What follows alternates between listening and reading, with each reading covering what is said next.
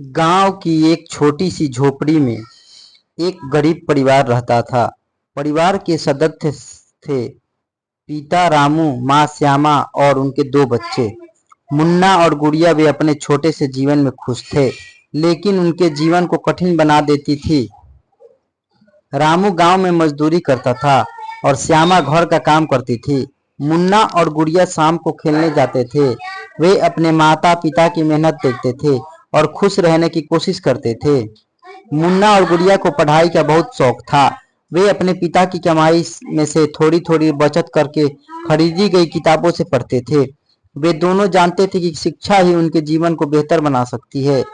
एक दिन मुन्ना और गुड़िया का स्कूल जा रहा था, पर उनके पास स्कूल फीस देने के लिए पैसे नहीं थे।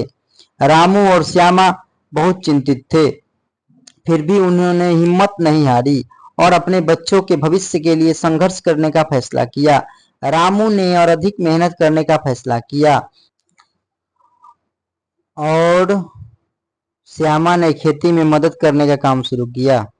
उनकी मेहनत रंग लाई। मुन्ना और गुड़िया को स्कूल भेजने के लिए पैसे इकट्ठा हो गए। बच्चों ने अपने माता पिता की मेहनत को देखा और वे अधिक समर्पित हो गए।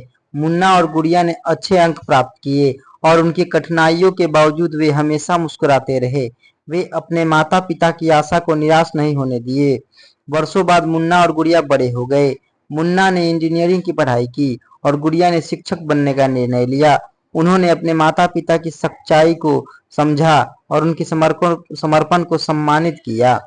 वे अब अपने परिवार को समर्थन करने में सक्षम थे और उन्होंने अपने माता पिता के लिए एक नया घर बनवाया। रामू और श्यामा की आंखों में आंसू थे, लेकिन ये आंसू खुशी के थे। अंत में उनका संघर्ष और समर्पण उन्होंने अपने सपने साकार करने में मदद करा। यह कहानी हमें यह सिखाती है कि कठिनाइयाँ सिर्फ अस्थायी होती है।